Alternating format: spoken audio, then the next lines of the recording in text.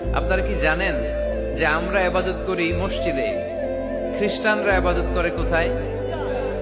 গির্জায়, তাই না? গির্জাকে ইংরেজিতে কি বলে জানেন? চার্চ বলে।